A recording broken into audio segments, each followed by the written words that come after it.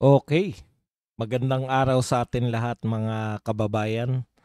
Saan man panig kayo ng daigdig naron, dito na naman tayo sa another episode ng ating vlogs, Badong Ratilis po. Pag-uusapan natin ngayon, no? Sa kasawiang palad po. Ayan, siguro by this time nabalitaan nyo na sinuspindi na po ng House of Representatives. Ito pong ating hinahangaan na millennial congressman na si Kiko Barsaga. Ayan. At to the rescue, ang isa pang hinahangaan natin na isa pang millennial, millennial ba tawag sa kanila ba? O Gen Z. Gen Z pala, Gen Z. Gen Z congressman na si Leandro Lebiste. No? Pinagtanggol po sa floor itong si Kiko. At ang masakit pa po nito, pinagpatayan pa po ng mikropono si Kiko Barsaga. Grabe talaga tong House of Representative. Sinuspindi nyo na, habang ina-accept po ni Kiko. Siyempre, mag-i-speech ka kung anong masasabi mo, no? Habang ina-accept po ni Kiko yung kanyang suspension, akalain po ninyo na sinuspindi. Sinuspindi. Inano yung mikropono? Pinagpatayan pa po ng mikropono. Grabe talaga dyan sa House of Representatives. Antitindi ng mga tao dyan. Yan po ang mga pag-uusapan natin. At saka si Kiko D pala. Inamin, no, kung bakit sila nagrarally. Galit pala yan kay Sara Duterte. Kaya pala ang gusto. Gen Z sila. Ayan. Kaya pala ang gusto gusto nila mapag-resign si Sara Duterte. Pero yun yung nagrarally kayo dahil ayaw nyo lang.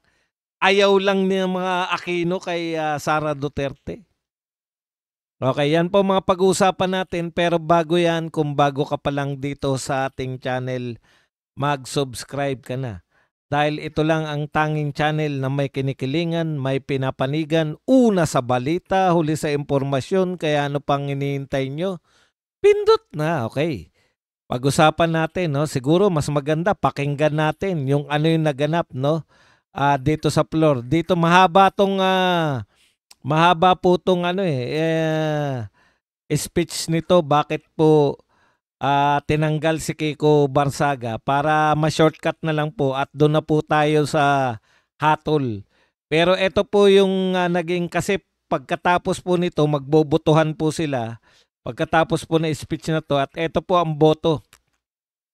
Inadapt po kasi ito ay committee on anong tawag dito? Si Abalos po yung nagbasa na nirecommend ng committee ng Ethics Committee suspendin si Barsaga ng 60 days, no? So ito po ang naging botohan. 249 lawmakers voted in favor of adopting the committee report. 5 voted against it and 11 abstained. Tambak po, talagang matindi to. At ang malupit pa nito, mamaya makikita nyo po kung paano pagpatayan po ng mikropono. Ito po yung mga inilatag nilang dahilan bakit sinuspindi nila si Kong Kiko. Una, ito po. Uy, thank you very much kagad. Naku, ang dami kagad nagpakape. Intindi nyo naman, di pa ako nakakabuelo, may pakape na agad. Thank you very much po kay Polongski na paulan kagad ng 500 pesos. Maraming salamat sa iyo, Polongski. Yan. At syempre, kay Ronaldo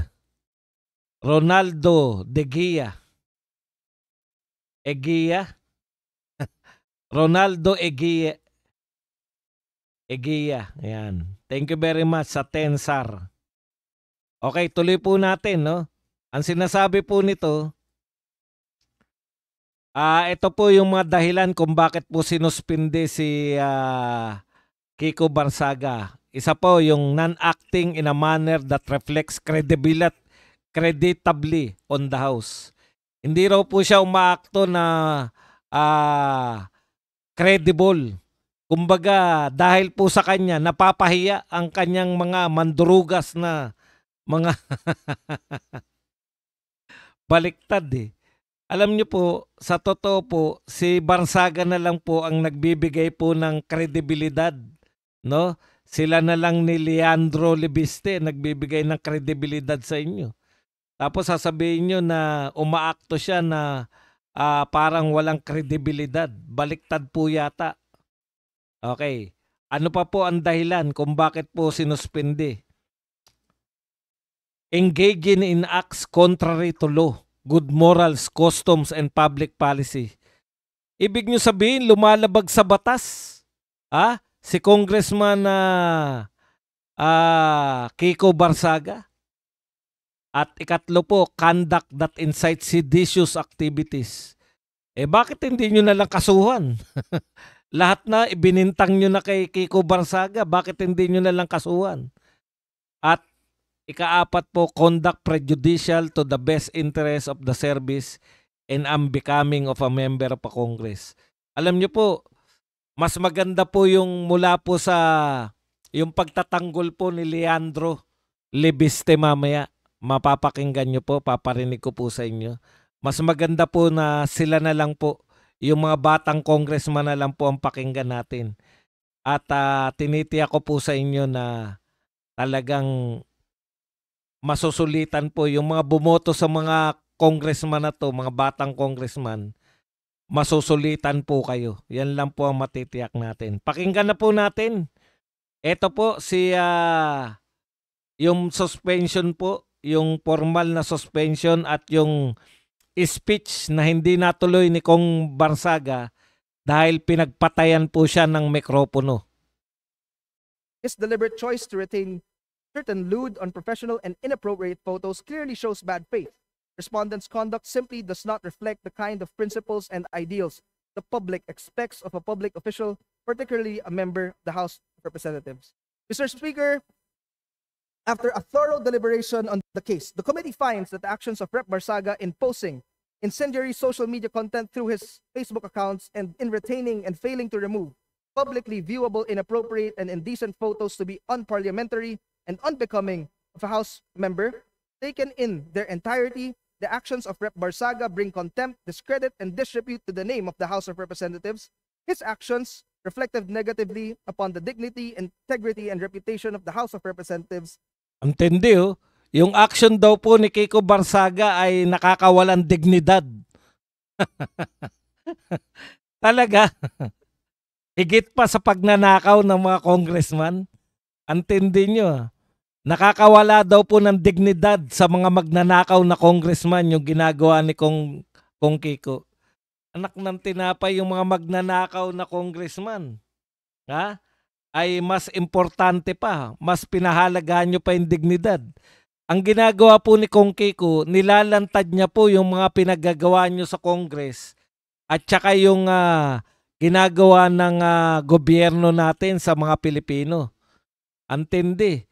Talaga, ang nakakawala ng dignidad ng mga congressman yung ginagawa ni Kong Kiko. Ibig sabihin, ngayon lang po naging congressman yan eh. Ibig po sabihin, bago po siya naging congressman. Yung kayong mga sa Congress, kagalang-galang kayo. Kasi sinasabi nyo na nakakawala ng dignidad yung pinagagawa ni Kiko. Ibig sabihin po, ang taas-taas ng tingin sa inyo. First time congressman, kung hindi ako nagkakamali, first time congressman. So ibig sabihin, lahat ng mga congressman bago po si Kiko Barsaga ay napakataas po ng inyong dignidad. Hindi, tuloy po natin. As an institution of the members of the House individually and collectively. Consequently, the committee finds respondent Representative Kiko Barsaga of the 4th District of Cavite guilty of disorderly behavior by violating Section 141A Rule 20. Okay, natuklasan po nila na they find Kiko Barsaga guilty. Guilty po sa ginawa nilang investigasyon. Sige, tuloy natin. Of the rules of House of Representatives, 4C of RA 6713 or the Code of Conduct and Ethical Standards for Public Officials and Employees, and by engaging conduct unbecoming of a member of the House, and recommends the imposition of the penalty of 60 days suspension from office without the benefit of salaries and allowances during the period of suspension, with a stern warning that repetition of similar misconduct will result to a more severe disciplinary action. Suspended po ng 60 days itong si Congressman Kiko Barsaga dahil daw po sa mga pinagagawa niyang pagpo-post ng mga makatotohanan na post dyan po sa kanyang Facebook page. Grabe po. Sige, tuloy natin.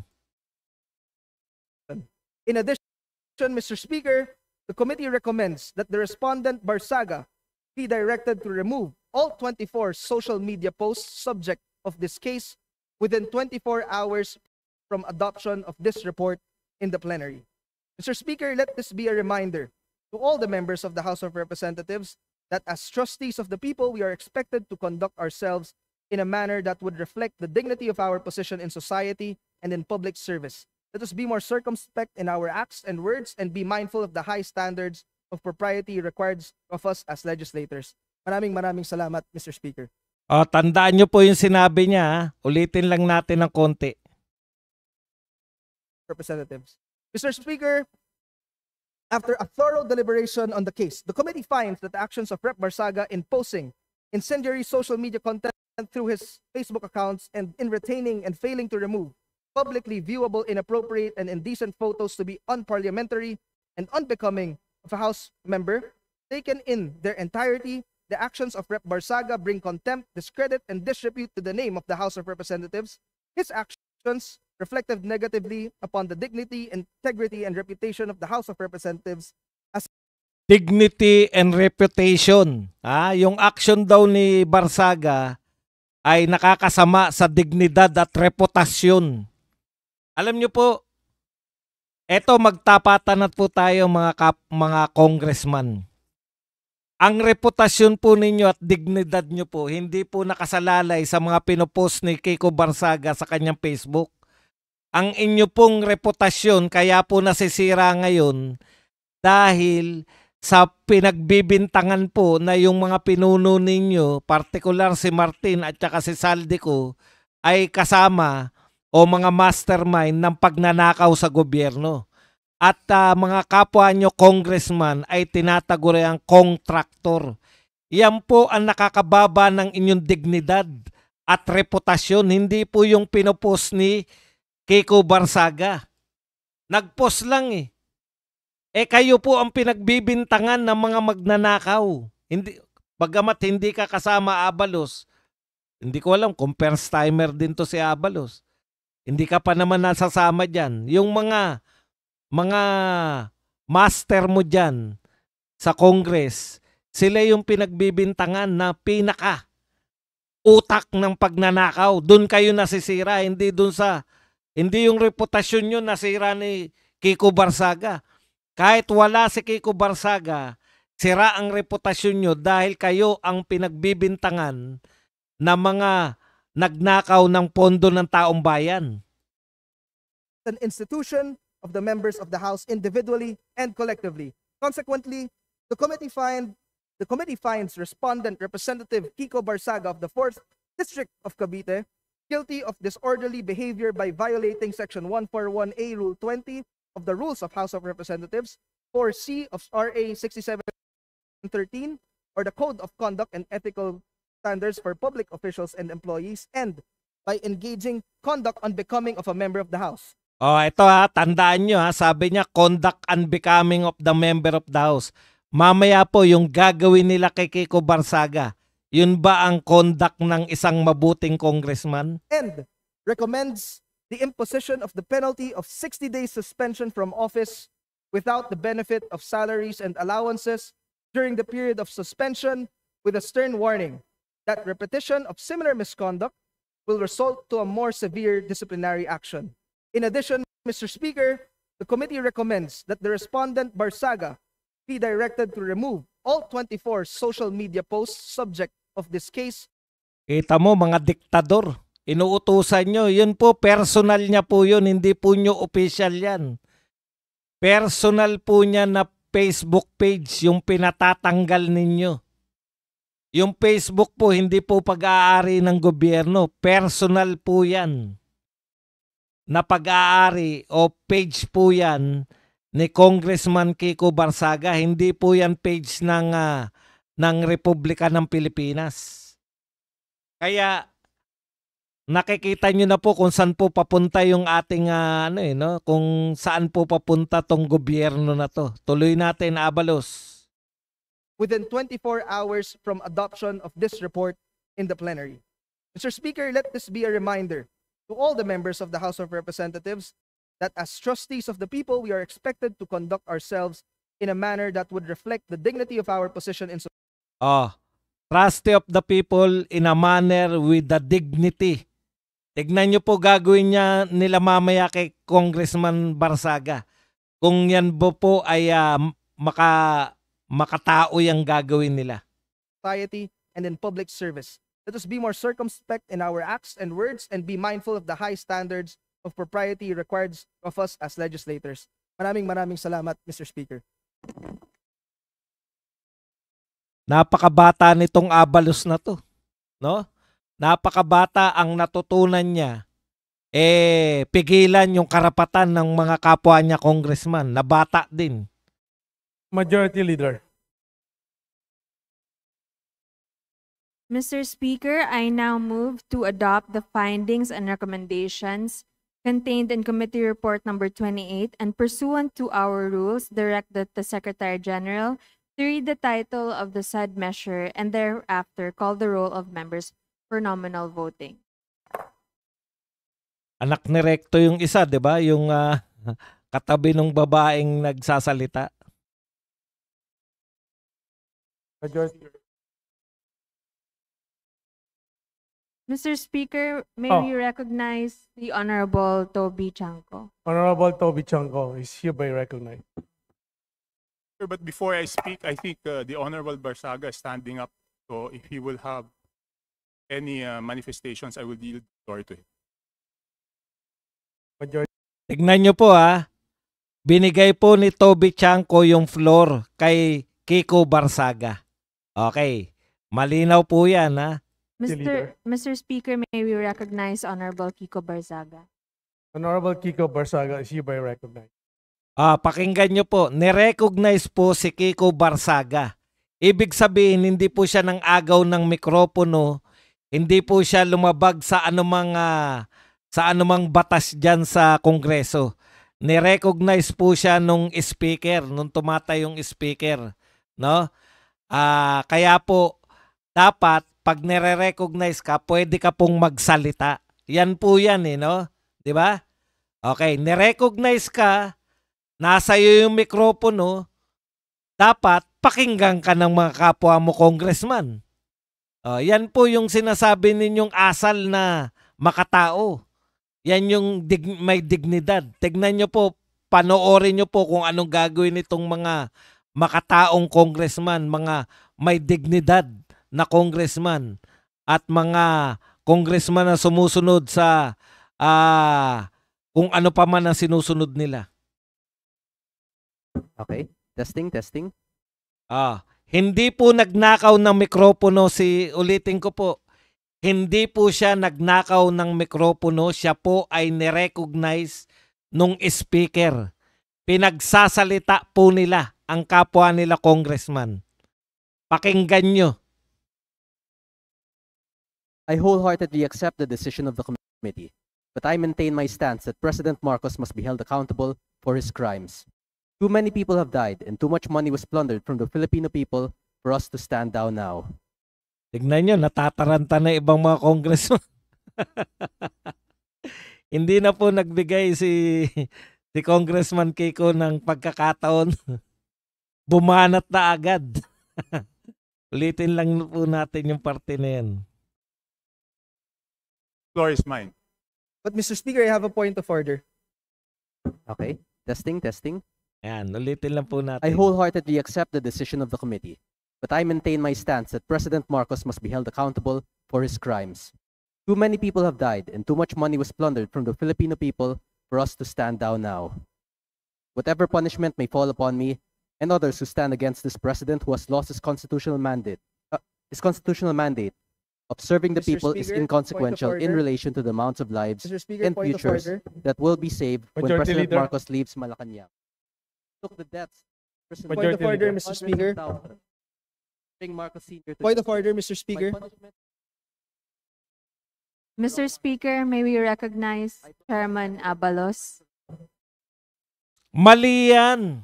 Nagsasalita pa yung congressman. Bakit ninyo aawatin? Kasasabi mo lang, Abalos, ikaw ang nagsasabi na yung ginawa ni Congressman Kiko ay hindi walang dignidad o kung ano pa man, no? Eh yung ginagawa mo ngayon, nagsasalita yung tao. Kahit hindi po tayo congressman, basta may nagsasalita, nararapat bang pigilin mo yung nagsasalita?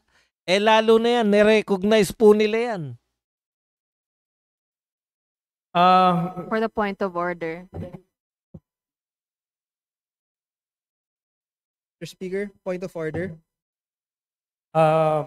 Honorable JC Barsaga is Only- JC Mr. Abalos is Speaker, hereby recognized. Mr. Speaker, may I be recognized? The respondent has already spoken. He has said that he has accepted the imposed penalty under the committee report. Therefore, I reiterate the motion to consider the adoption of the committee report and call the roll of members for nominal voting. Mr. Speaker, I just yielded to the Honorable Barsaga. The floor is mine. But Mr. Speaker, I have a point of order. Majority Okay. Leader.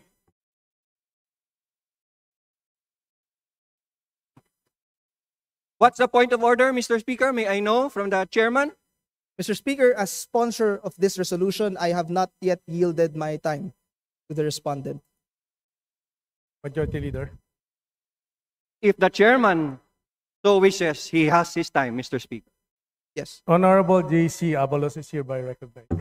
Mr. Speaker, I would like to point out that as sponsor of this resolution, it is my time regarding this measure that we are deliberating right now. I would also like to put on record, Mr. Speaker, that the respondent has been given an opportunity to explain his defense at the proper forum, and we have accorded him that, Mr. Speaker.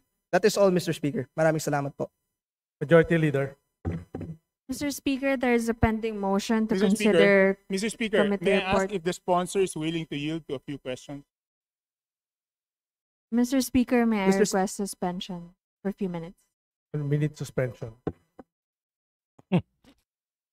Tignan niyo po, hindi na po pinagsalita si Kiko Barsaga. Sinuspend na. O, ganyan po sila. Ganyan po sila katakot sa katotohanan. Tignan natin kung meron pa magsasalita. Meron pang punto ron. Kasi gusto ko na kayong dalhin. Kung hindi na pinagsalita si Kiko Barsaga, dadalhin ko na kayo kay Leandro.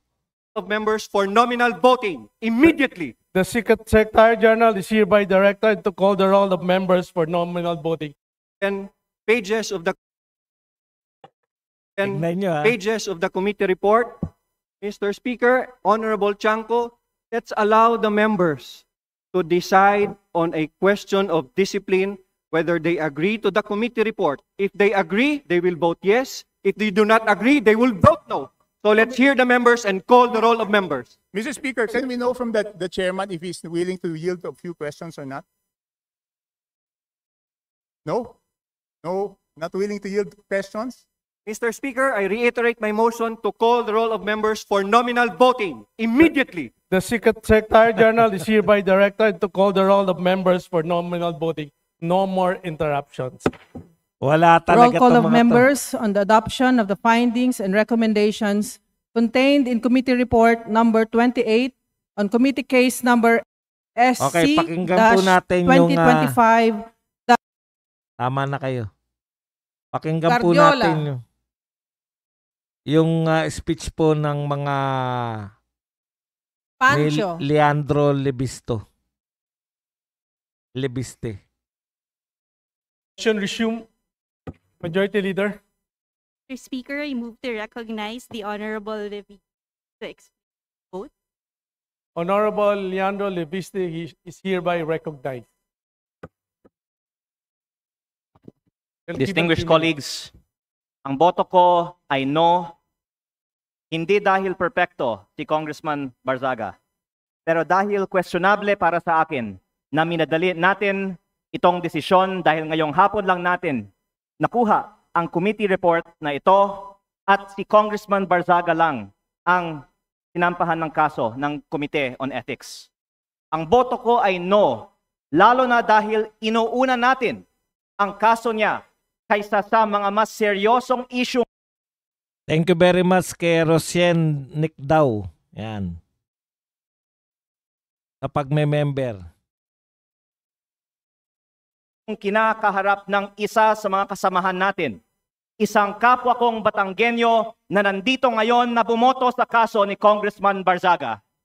Hindi ba nakakahiya maging miyembro ng Kongreso dahil parang naging normal na meron tayong isang kasamahan na inakusahan na nagbayad para sa mahigit 100 billion pesos ng mga kontrata sa DPWH? Para bang tinatanggap natin na normal lang magkaroon ng kasamahan na iniugnay sa pagnanakaw ng bilyong-bilyong piso na hindi iniimbestigahan na ng Committee on Ethics, Public Works o Infracom, samantalang inuunan natin ang kaso ni Congressman Barzaga? Ma'am Sorina Jabala, hindi po tayo nanonood ng Congress. Ginawa ko po 'yan para yung kung ano lang po yung gusto ko pong ipakinig sa inyo. Kasi kung lahat po 'yan pakikinggan natin, mahigit pong 3 oras 'yan. Pasensya na po kayo. Gusto ko lang po mapakinggan nyo yung katwiran nito ni Leandro Libiste. At saka yung ginawa nila kay yung ginawa po nila kay Congressman Barzaga. Sige, medyo lang po natin. Ulitin lang po natin at maganda po yung punto nito. Pasensya na po kayo kung gusto nyo po mapanood yung buo niyan na 3 oras ay nasa Congress po. HOR po. Na inakusahan na nagbayad para sa mahigit 100 billion pesos ng mga kontrata sa DPWH. Para bang tinatanggap natin na normal lang magkaroon ng kasamahan na iniugnay sa pagnanakaw ng bilyong-bilyong piso na hindi iniimbestigahan na ng Committee on Ethics, Public Works o Infracom, samantalang inuunan natin ang kaso ni Congressman Barzaga? Oh, di ba? Ang ganda po. Yun pong sinabi ni Leandro na inuuna natin yung kaso ni Congressman Barzaga samantalang may mga inaakusahan na congressman na daang bilyon ang pinag-uusapan na nakawan na pera. Pero walang investigasyon. Samantalang yung congressman na nagpo-post lang, sususpindihin nila. Habang hindi man lang natin pinaglalaanan ng masusing atensyon ang mas mabigat na aligasyon, lumalabas na parang okay lang magnakaw sa Kongreso. Nakatala na sa kasaysayan na sa gitna ng matinding kontrobersiya sa korupsyon, ito ang inuna ng Kongreso. At tignan nyo po yung itsura nung 3 kumag. Si Tabi, si Dilima, tsaka to si hindi mapakali. Na sinabi na okay lang. Parang okay lang sa Kongreso na magnakaw. Parang lang walang mali sa ginagawa ng isa sa ating kasamahan. At tayo mismo ay ngayon sumisira sa imahe ng Kongreso. Mahiya naman tayo. Majority Leader. Grabe. Mr. Speaker, malapit I'd like ka to na recognize the masuspindi. Honorable Marcoleta for his explanation of his vote. Honorable Marcoleta. Ayan, magkasunod pala si Marcoleta tsaka si Libiste. Pakinggan naman natin. Eto, si Libiste, napakinggan ko na po, si Marcoleta hindi pa. Kaya tignan po natin.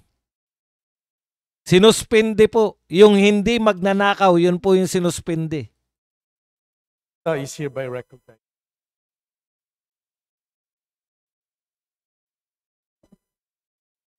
Mr. Speaker, distinguished colleagues, isang mapagpalayang hapon po sa ating lahat. I rise to place on record this manifestation of support for Honorable Francisco Kiko Barzaga and to express my strong opposition to any move seeking his suspension from this august chamber. From Voltaire's philosophy of tolerance and freedom of expression, this line is often quoted: I may not agree with what you say, but I will defend to the death your right to say it. The independence of the legislature ensures that members may speak fully, frankly, and fearlessly on matters of public interest. Honorable Barsaga's statements directed at alleged corruption within the government falls within the fullest and most urgent category of political expression. To penalize him for raising concerns on corruption, which the Constitution itself mandates Congress to check, is to subvert the very principle of parliamentary privilege. Mr. Speaker, 2004 pa lang po, andito na po ako bilang Chief of Staff po ng aking ama. Nakita ko po ang mga oposisyon na grabe magtuligsa sa administrasyon. Nandyan po ang mga magigiting na miyembro ng Makabayan Bloc na sila sa Turo Campo, Tisa Masa, Joel Berador, na talagang magigiting na mga figura ng oposisyon. Pero hindi naman po sila naharap sa mga ethics case, gano'n man sila kaanghang magsilita laban sa administrasyon. My dear colleagues, Honorable Barsaga is seated in this chamber because the people of Dasmariñas City, Cavite, placed their trust in him as affirmed through the ballot. Article 6, Section 6 of the Constitution states that members of this House derive their authority exclusively from the electorate. Ano po ba mas mabigat na kasalanan? Ang magmiyaw o ang magnakaw? Ano ba ang mas mabigat na kasalanan? Ang mag-video at mag-selfie at mag-post ng pagkadismaya sa gobyerno ang isang batang congressman? O ang ginawang sistematikong pagnanakaw sa gobyerno? O at pagsimot sa bilyon-bilyong piso sa kaban ng bayan sa pamamagitan ng mga ghost projects? Ang mga post ni Kong Miao ay mistulang alingaw-ngaw lamang ng saloobin ng nakararaming mga Pilipino. To impose the penalty of suspension is to overturn the sovereign choice of the people. That remedy is reserved only for conduct so reprehensible and destructive of the institution that it overwhelms democratic legitimacy. No such circumstance exists here. Honorable Barsaga's only act was to express his views regarding corruption in government, a matter of public concern. Tignan nyo po yung mga congressman, yung asal nila, oh. Ayan, kanina ko pa napupunayan si Tinyo tsaka to si Kowangko. O habang may nagsasalita, daldal ng daldal. Central to democratic oversight. Let not the House of Representatives be weaponized against its own members. Thank you very much, Mr. Speaker. Maraming salamat Majority din, Leader. Congressman Marcoleta, at saka kay Congressman Leandro Lebiste. No? Mabuhay po kayo. Kayo po, abang may mga congressman na katulad ninyo, kayo po ang tunay na pag-asa ng bayan. Kasama to si Kiko Barsaga. Kaya there is hope, no? Pag nakita po ninyo na meron tayong Lebiste at saka Barsaga na mga batang congressman at saka etong anak ni Marcoleta, kahit konti pa lang po sila ngayon, dadami din yan. Wag lang po sanang maimpluwensyahan ng mga magna. Ayan po kasi ang problema pag naging magna na rin sila, no?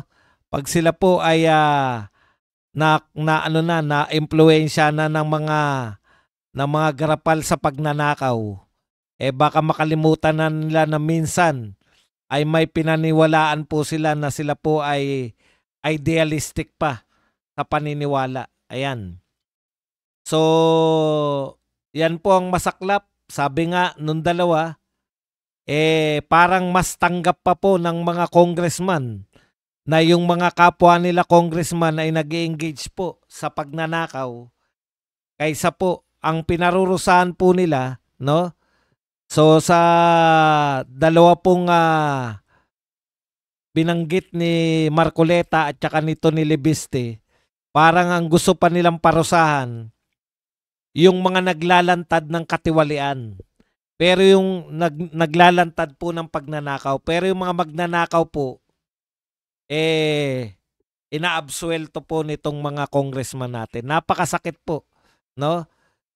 Ang ganda rin ng pinunto ni Congressman Marcoleta. Noon nga po talagang sila sa Toro Campo, talagang hindi naman po simpleng mga oposisyon 'yan, no? Talagang grabe po kung makabatikos 'yan. Ganyan po talaga ka-insecure yung ating gobyerno. Yung mga miyaw-miyaw lang po. Actually, nakakatawa pa po tong dapat nga ini-encourage nila yung mga tao na ganyan na lang, no? Daanin na lang sa patawa yung mga banat sa gobyerno. Hindi. Masyadong pikon na pikon. Yan po ang pinahiwatig. Kung ikaw ay magnanakaw dito sa gobyernong ito, wala ka sa hulog, magnanakaw ka, wala ka. Hindi ka. Wala. Meron na po bang nakasuhan na congressman? Mula po na nagsimula, congressman na po yung binabanggit. Meron na po bang congressman na nakasuhan? Okay, siyempre kakasuhan talaga si Saldico dahil umatake siya. Pero etong yung magandang question ni Marcoleta, ano po ba yung mas mabigat na kasalanan? Yung mag-post ka ng meow? Yung mag-post ka lang ng meow-meow? O magnakaw? Pucha, ano po yung pinapahatid natin yan sa mga kapwa ninyo, congressman? Okay lang magnakaw, wag lang kayong magbumatikos.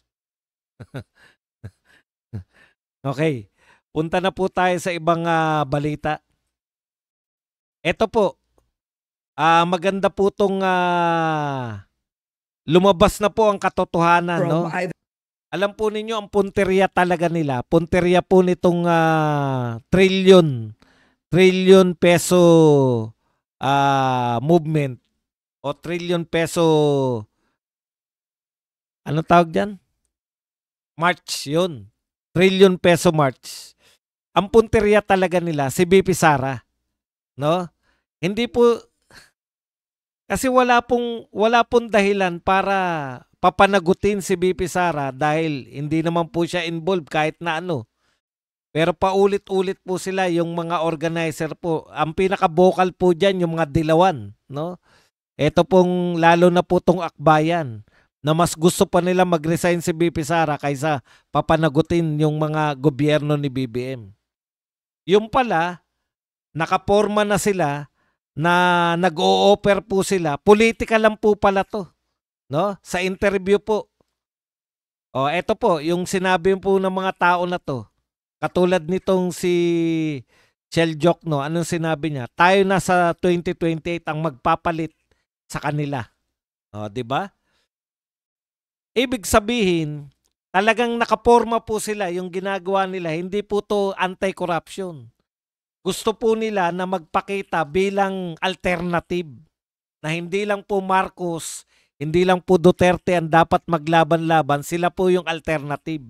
Yan po yung pinipresent ng mga to. Kaya mas gusto pa nila, hahainan pa nila sa susunod, sa 2026, maghahain po sila ng impeachment na naman kay BP Sara, yung walang kamatayang impeachment nila. Kasi gusto nilang unahin si BP Sara, sa tingin nila si Marcos o yung kampo ni Marcos, madali nang talunin yan. Kinakailangan nilang ma-eliminate si BP Sara, kaya wala nang sumasama sa kanila eh. Diba? Dahil bistado na sila. Eto po, pakinggan nyo po tong sinabi ni Kiko D. Whether pinks or yellows, this corruption of this government, these personality back to power. Think my voice. On the accusation of being quiet, I don't think my voice would sound like this if I was quiet. Ito po, pakinggan nyo po si Aquino D. Ito po yung Kiko din to. pero Kiko Aquino din naman. Apo po ni Cory to, kung bakit po sila nagrarally. But I guess on the one hand, hindi ko naman kinahihiya na ayoko talaga si VP Sara Duterte. Tignan nyo. Ano po yung inamin niya?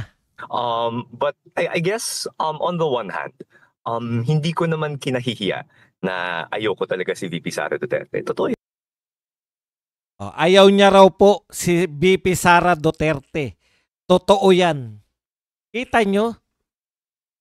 Wala pong dahilan. Hindi po dahil involved si Sara Duterte sa korupsyon. Hindi po dahil si Sara Duterte ay magnanakaw. Ayaw niya lang daw talaga kay VP Sara Duterte. Ngayon ang tanong, bakit? Ibig sabihin, etong trillion, wala na po sila sa hulog. Malamang alam nila na hindi naman involved dyan si VP Sara sa korupsyon, sa flood control, pero ayaw nila kay VP Sara Duterte. Period. Totoo yan. Inaamin niya raw. Yun lang. Ayaw niya lang. Tuloy natin ng konti. Yan, ayoko siya. She has violent tendencies. I was quiet, no? But I guess, uulitin ko lang po para tuloy-tuloy. yes, on the one hand, hindi ko naman kinahihiya na ayoko talaga si VP Sara Duterte. Totoo yan, ayoko siya. She has violent tendencies, and I think about a year ago, we talked to each other on this program on the heels of something to that effect. No? And we filed an impeachment complaint against VP Sara Duterte. So if you're accusing me, if you're saying that, if you're accusing me of disliking VP Sara Duterte, I 100% own that accusation. I do not like VP Sara Duterte. Tignan nyo.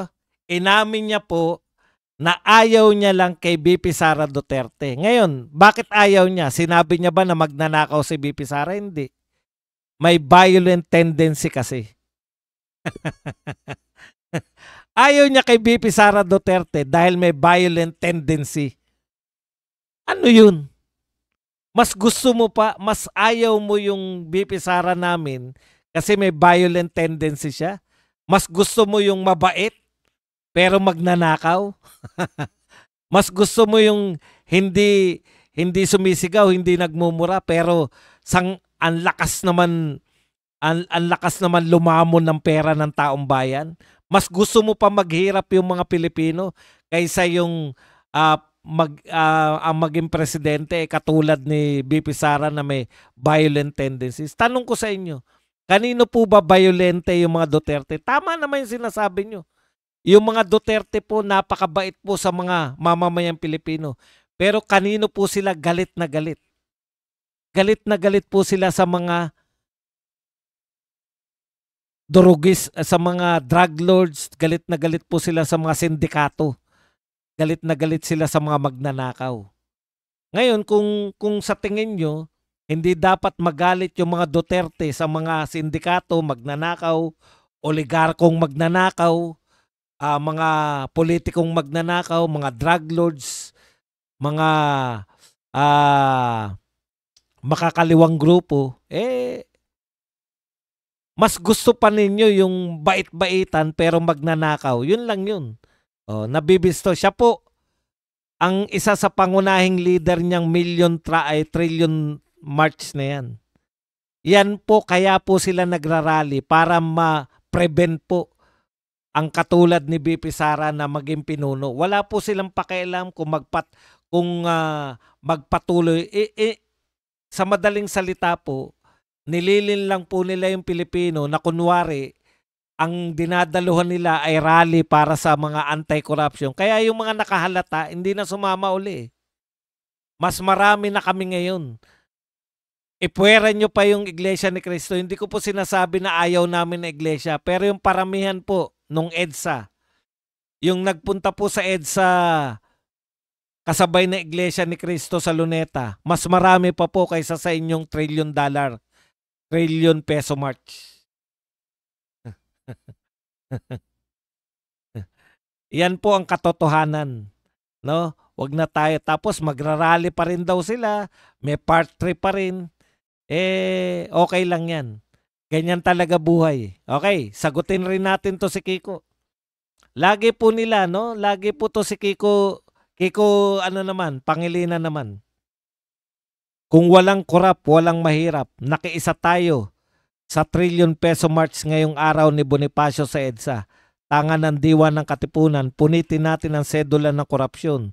Kailangan manindigan, kumilos, lumabas dahil ang pinakamainam na pagsangka, eto na naman yung mga dilawan, no? Yung mga magagandang pakinggan pero walang katuturan. Pinakamainam na pagsangga sa pang-aabuso ay ang taong bayang nananawagan, naninindigan, kumikilos, dapat tuloy-tuloy ito hanggang mapanagot ang mga dapat mapanagot sa nangyaring pinakamatinding pagnanakaw sa kaban ng bayan. Alam mo, Kiko, okay lang yan kung hindi ka senador eh. No? Yung sinasabi mong kung walang korap, walang mahirap. Bilang senador, dapat hindi ka lang nagrarally. Ipaubaya mo sa pangkaraniwang tao yung pagrarally. Kaya nagrarally yung mga tao para mapakinggan yung hinaing nila. Ikaw, ang dapat mong ginagawa, ano yung hinaing nila? Gumawa ka ng paraan para mawala yung hinaing nila. Ano hinaing ng mga tao? Walang mahirap kung walang korap, 'di ba? O lutasin mo yung corruption. Tumulong ka. Bilang senador ba may magagawa si Kiko? Meron. Mag-imbestiga kayo. Majority ka eh. Ulitin ko na naman to. Paulit-ulit na ako rito. Majority, membro ka ng majority sa Senado.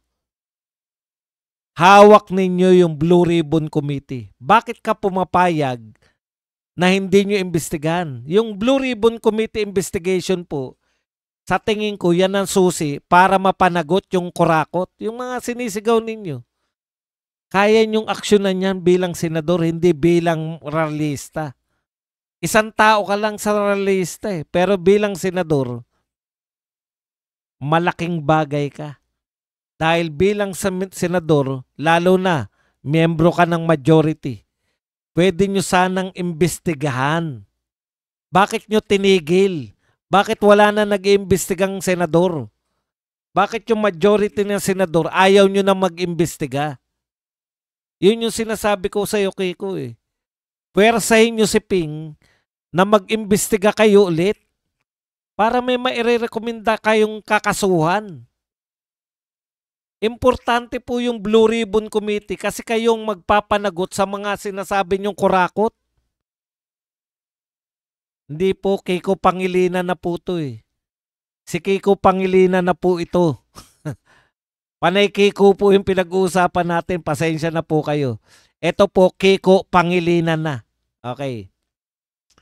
Kayo po ay Senador Kiko Pangilinan.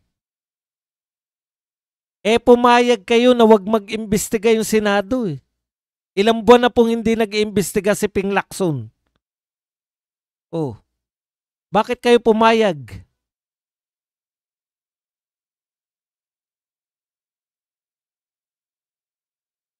Tatlong Kiko po pinag-ano natin, wag po kayo malito. Yung Kiko na apo ni Cory, yan yung galit na galit lang kay BP Sara. Yung Kiko na Barsaga, congressman, sinuspende po ng HOR.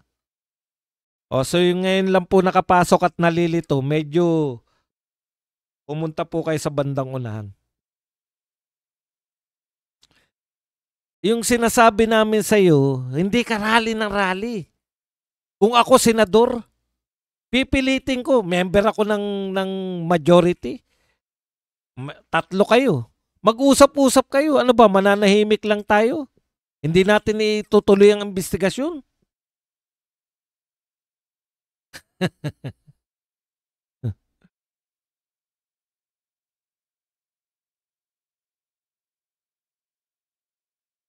Pilitin nyo yung kapwa ninyo majority. Majority ka eh. Host, i-blackmail nyo. Sabihin nyo, kung hindi ka mag-iimbestiga, Lacson, lilipat kaming tatlo doon sa kabila. Sila na magiging majority. O may imbestigahan na yan ni Marcoleta. Pag inimbestigahan niya ni Marcoleta, makakapag-rekomenda yung Blue Ribbon Committee na may makasuhan. Pag may kinasuhan, yun na yun. Yun po ang tulong ng congressman. Magre-rekomenda kayo na kasuhan. Hindi yung rally tayo para matauhan yung mga putya. Tangingot.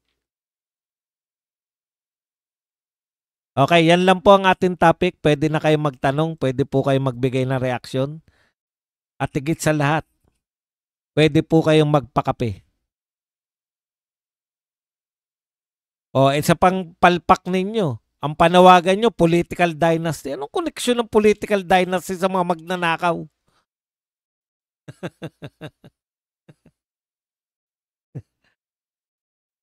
Ibig mo sabihin, halimbawa natin si Saldico. Ibig mo sabihin kaya nagnakaw si Saldico dahil sa political dynasty? Simple lang po yan eh.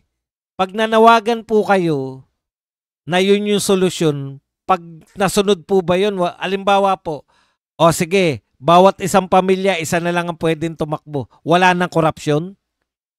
Korupsyon yun nilulutas eh. Ang layo ng sagot ninyo eh. Ganun lang po. Simplihan nyo lang.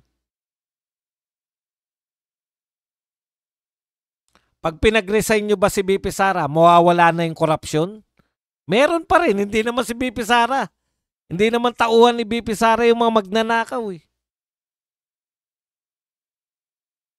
Pag nag-resign si BP, matitigil na ba ang korupsyon?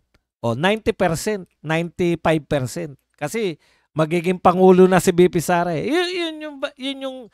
Yun yung sense nung panawagan, no? Kaya importante po yung mga panawagan ninyo kasi kung ang panawagan ninyo Sara Duterte resign, pag malulutas ba ng pagre-resign ni Sara Duterte yung korupsyon? Hindi. O bakit yun ang panawagan nyo? Panawagan nyo, abolish political dynasty. Ipagpalagay na natin himala. Ipagpalagay na natin nagkaroon ng himala. Inabolish yung mga political dynasty. Isang pamilya, isang kandidato na lang. Nalutas na ba yung korupsyon? Hindi pa rin. Hindi pala eh.